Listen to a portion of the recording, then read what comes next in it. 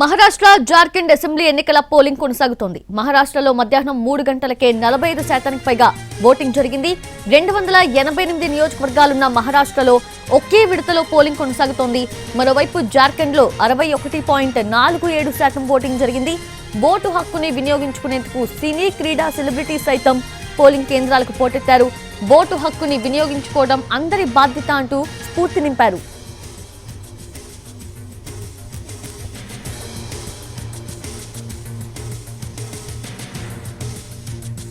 Maharashtra Jharkhand assembly ఎన్నికల polling కొనసాగుతోంది. పూర్తి అప్డేట్స్ తెలుసుకుందాము. మా ఢిల్లీ ప్రతినిధి ప్రసాద్ లైవ్ లో సిద్ధంగా ఉన్నారు. ప్రసాద్, 3 గంటల వరకు ఏదైతే పోలింగ్ శాతం నమోదైందో అది ఇంక్రీజ్ అవుతూ వెళ్తుందా, లేదంటే ఎలా ఉంది? వాస్తవానికి సగటున మహారాష్ట్రలో అసెంబ్లీ ఎన్నికల్లో దాదాపు 60 నుంచి 62% వరకు నమోదైంది. గతంలో ఒక 2019 ఎన్నికల్లోనే 55% నమోదైంది. అయితే ఇంకా దీనికి సంబంధించినటువంటి అంశాలను పూర్తిగా మదింపు చేసుకొని ఎంత మేరకు ఓటింగ్ జరిగిందన్న అంశంపై రూఢీగా అధికారికంగా ఎలక్షన్ కమిషన్ దీనిపై ఒక అధికార ప్రకటన చేసే అవకాశం ఉంది. ప్రస్తుతానికి మాత్రం 55 నుంచి 60% వరకు కూడా ఈ ఎన్నికల ఓటింగు శాతం నమోదయ్యేందుకు అవకాశం ఉందని వచ్చి ఒక అంచనా మాత్రమే. ఈ అంచనా ఏ రకంగా ఉండడంతో వేచి చూడాల్సి ఉంది. ప్రధానంగా 288 అసెంబ్లీ స్థానం ఉన్నటువంటి మహారాష్ట్ర ఎన్నికలే చాలా కీలకంగా దేశ ప్రజలందరి దృష్టిని కూడా ఆకర్షిస్తుంది. ప్రధానంగా కీలకమైనటువంటి రాష్ట్రంగా ఇది దేశ ఆర్థిక రాజధానిగా ముంబైకి ఉన్నటువంటి ప్రాతినిధ్యం, దానికి ఉన్నటువంటి ప్రత్యేకత, వీటన్నిటిని కూడా దృష్టిలో పెట్టుకొని మహారాష్ట్ర ఎన్నికలను చాలా దేశ ప్రజలంతా కూడా చాలా ఆసక్తిగా ఎదురు చూస్తున్నారు ఏ రకంగా ఉంటాయన్నది. ప్రధానంగా ఇప్పుడున్నటువంటి ఏకనాథ్ షిండే మరాఠా లీడర్గా పెద్ద ఆ మరాఠాలకు ఒక గొప్ప నాయకుడిగా ఎదిగే క్రమంలో ఆయన ఉన్నారు. అదేవిధంగా ఇప్పుడు ఉన్నటువంటి ఈ ప్రభుత్వం కూడా సంకీర్ణ ప్రభుత్వం, ఇటు ఎన్సీపీ చీలికమైనటువంటి పార్టీగా దానికి అజిత్ పవార్ నాయకత్వం వహిస్తున్నారు. అదేవిధంగా ఇటు శివసేన చీలిక వర్గంగా నాయకుడిగా ఉన్నటువంటి ఏకనాథ్ షిండేలోనే ప్రభుత్వం ఏర్పడింది. ఇకపోతే బీజేపీ, ఈ 3 పార్టీలు కలిసి ఏర్పడినటువంటి ప్రభుత్వానికి అధిగమించి ఈ మహారాష్ట్ర అఘాడీ సమితి అంటే కూటమి ఇదన్నీ కూడా కాంగ్రెస్ పార్టీ, అదేవిధంగా శరద్ పవార్ నేతృత్వంలో ఎన్సీపీ, అదేవిధంగా ఉద్ధవ్ ఠాక్రే నేతృత్వంలో ఉన్నటువంటి శివసేన, ఈ 3 పార్టీలు కలిసి తిరిగి అధికారంలోకి రావాలని చెప్పి ప్రయత్నం చేస్తున్నాయి. వీటి మధ్య ప్రజలు ఏ రకంగా స్పందిస్తారన్నదే ఇక్కడ కీలకమైనటువంటి అంశం. ప్రధానంగా ఈ మరాఠాలో ఉన్నటువంటి ప్రత్యేకమైన పరిస్థితి చూసినట్లయితే, ఏదైతే హర్యానాలో జరిగినటువంటి పరిణామాలను దృష్టిలో పెట్టుకుంటే హర్యానాలో చాలా వెనుకబడిన వర్గాలందరినీ కూడా సమైక్యం చేసి బీజేపీ లబ్ధి పొంది ఆ మేరకు అధికారంలో రాగలిగింది. అక్కడ ప్రభుత్వానికి వ్యతిరేకమైనటువంటి పవనాలు ఉన్నప్పటికీ కూడా ఈ మైక్రో మేనేజ్మెంట్ ద్వారా, అంటే చిన్న చిన్న కులాలు, వెనుకబడిన కులాలను కూడా సంఘటితపరిచి ఆ ఓటు బ్యాంకును తమ సొంతం చేసుకునే ప్రయత్నంలో బీజేపీ సఫలీకృతమైంది. అదే అంశాన్ని, అదే వ్యూహాన్ని మహారాష్ట్రలో కూడా అనుసరించేందుకు అవకాశం ఉందన్నప్పటికీ కూడా అక్కడ ఒక రకంగా మరాఠాలు చాలా రాజకీయంగా చాలా బలమైనటువంటి వర్గంగా ఉంది. కాబట్టి మరాఠాలను కూడా దరిచేర్చుకోవాలి. అదేవిధంగా ఇటు ఓబీసీలను కూడా వాళ్ళ ఓటు బ్యాంకులను, చిన్న చిన్న కులాలు, వెనుకబడిన కులాలను కూడా సంఘటితపరిచి వాటిని కూడా జత చేసుకోవడం ద్వారా ఇటు మరాఠాలు, ఓబీసీ వర్గాన్ని కూడా జత చేసుకోవడం ద్వారా అధికారంలో రావాలని చెప్పి ఈ మహాయుతి కూటమి, అంటే ప్రస్తుతం అధికారంలో ఉన్నటువంటి కూటమి ప్రయత్నాలు ఏ రకంగా ఫలిస్తాయి అన్న అంశాన్ని కూడా వేచి చూడాల్సి ఉంది. ఇకపోతే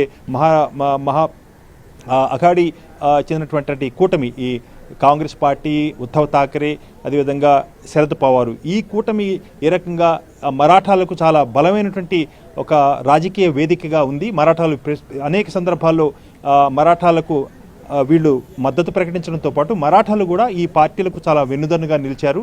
అదేవిధంగా గత లోక్సభ ఎన్నికల్లో కూడా ఈ మరాఠాలందరూ కూడా కాంగ్రెస్ పార్టీ, శరద్ పవారు, అదేవిధంగా ఇటు ఉద్ధవ్ ఠాక్రేకు ఓట్లు వేయడం ద్వారా దాదాపు 31 లోక్సభ స్థానాల్లో అక్కడ విజయం సాధించడం జరిగింది. కాబట్టి 288 అసెంబ్లీ స్థానం ఉన్నటువంటి ఈ మహారాష్ట్రలో ఇప్పుడు ఈ అసెంబ్లీ జరిగినటువంటి ఎన్నికల్లో ఏ రకంగా ఈ లోక్సభ ఎన్నికల్లో వచ్చినటువంటి ఫలితాలను ఏ రకంగా ప్రతిఫలిస్తాయి చూడాల్సి ఉంది. కాబట్టి అక్కడ ఈ పార్టీకి అంటే ఈ కాంగ్రెస్ పార్టీ, అదేవిధంగా శరద్ పవారు, ఉద్ధవ్ ఠాక్రేకి కూటమికి చాలా బలమైనటువంటి వర్గంగా ఈ మరాఠాలు ఉన్నారు. వారు గట్టిగా వెనుదనుగా ఉండటం బట్టే లోక్సభ ఎన్నికల్లో అత్యధిక స్థానాలను గెలుచుకోగలిగింది. ఇకపోతే విదర్భలో బీజేపీకి చాలా బలంగా ఉంది. బీజేపీ విదర్భ ఉన్నప్పటికీ కూడా అక్కడ ఉన్నటువంటి గ్రామీణ ప్రాంతాల్లో ఉన్నటువంటి అనేకమైనటువంటి ఈతి బాధలు, రైతుల సమస్యలు, అదేవిధంగా ఇతరత్ర అనేక సమస్యలు కూడా బీజేపీకి వెన్నుదనుగా నిలిచేందుకు అవకాశం ఉందా లేదా అన్న అంశం కూడా ఎన్నికల్లో ప్రతిఫలించేందుకు అవకాశం ఉంది. కాబట్టి చాలా కీలకమైనటువంటి రాష్ట్రంగా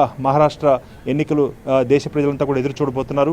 ఇటు దేశవ్యాప్తంగా గత జాతీయ ఎన్నికలు జరిగిన తర్వాత మహారాష్ట్ర ఎన్నికలే చాలా అత్యంత కీలకంగా దేశ ప్రజలందరి దృష్టిని కూడా ఆకర్షిస్తుంది. ఇది ఖచ్చితంగా ఇటు ఇండియా కూటమి కానీ ఇటు ఎన్డీఏ కూటమి కానీ ఏ రకంగా ప్రజలు ఏ రకంగా ఆదరిస్తారు, ఎవరికి అధికారం ఒప్పచెప్తారన్నదే చాలా కీలకం కాబోతుంది.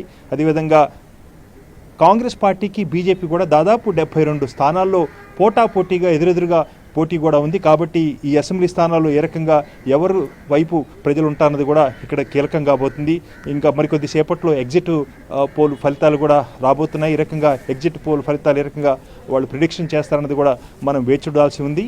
ఈ రకంగా అనేకమైన అంశాలు మహారాష్ట్ర అసెంబ్లీ ఎన్నికల్లో ప్రభావితం చూపిపోతున్నాయి. కాబట్టి ప్రజలు ఓటర్స్ ఏ రకంగా ఎవరి వైపు ఉన్నారు, దాదాపు 9 కోట్ల మంది ఓటర్స్గా ఉన్నటువంటి మహారాష్ట్రలో అనేకటువంటి ప్రాంతాలు, అదేవిధంగా కులాలు, వీటన్నిటినీ కూడా దృష్టిలో పెట్టుకుని చూస్తే ప్రజలు ఏ రకంగా ఎవరి వైపు ఉంటారన్నదే చూడాల్సింది. అయితే కాంగ్రెస్ పార్టీ, అదేవిధంగా శరద్ పవార్ నేతృత్వంలో ఉన్నటువంటి ఎన్సీపీ నేషనలిస్ట్ కాంగ్రెస్ పార్టీతో పాటు ఉద్ధవ్ ఠాకరే నేతృత్వంలో ఉన్నటువంటి శివసేన, ఈ 3 పార్టీలు కూడా ఒకవైపున మహారాష్ట్రాల బలాన్ని సొంతం చేసుకోవడంతో పాటు ఇతరత్ర అనేకమైనటువంటి చిన్న పార్టీలు కూడా పెద్ద ఎత్తున తాము అండగా ఉంటాము, వారందరికీ కూడా ఆయా వర్గాలకు ఒక కాంప్రహెన్సివ్ సమగ్రమైనటువంటి ఒక బిల్లును కూడా తెస్తామని చెప్పి ప్రజలకు హామీ ఇవ్వడం జరిగింది. కాబట్టి ఈ చిన్న వర్గాలను కలుపుకోవడంతో పాటు బలమైనటువంటి రాజకీయంగా బలంగా ఉన్నటువంటి మరాఠా వర్గాన్ని కూడా తమకు అండగా తీసుకోవడం ద్వారా ఈ కూటమి ఏమన్నా ఎక్కువ ఫలితాలు సాధించి అధికారంలోకి వచ్చే అవకాశం ఉందా అన్న అభిప్రాయం కూడా వెలువడుతుంది. కాబట్టి చూడాలి ఇటు ఏ రకంగా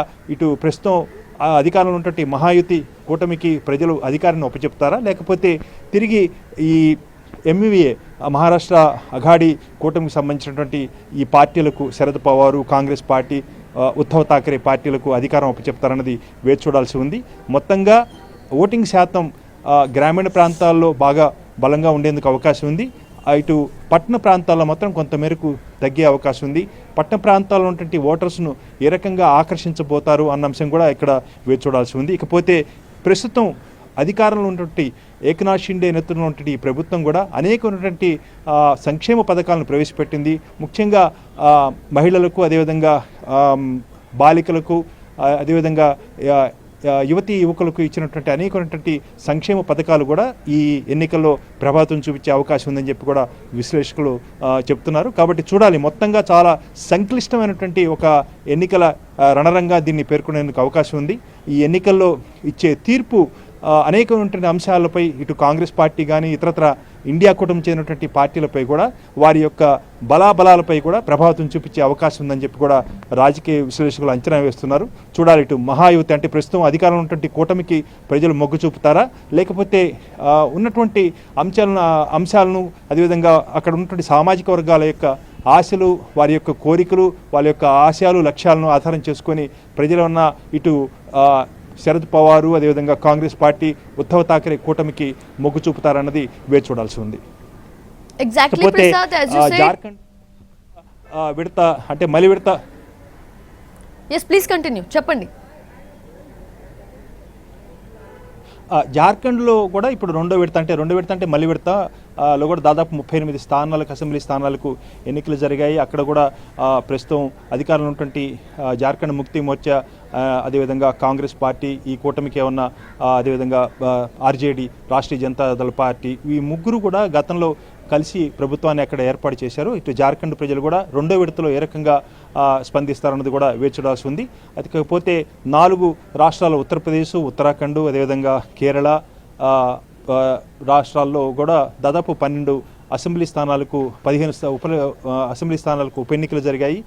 అది దాంతోపాటు వీటన్నిటిని కనుక చూసుకున్నట్లయితే మొత్తంగా ప్రజల యొక్క ప్రతిస్పందన అంటే కొత్త ప్రభుత్వం ఏర్పడిన తర్వాత ఏ రకంగా ప్రజలు ఆలోచిస్తున్నారన్నదిపై చూచాయిగా మనకు తెలిసే అవకాశం ఉంది. ఎగ్జిట్ పోల్ ఫలితాలు 1 గంట తర్వాత స్పష్టంగా ఒకటొకటిగా వచ్చే అవకాశం ఉంది.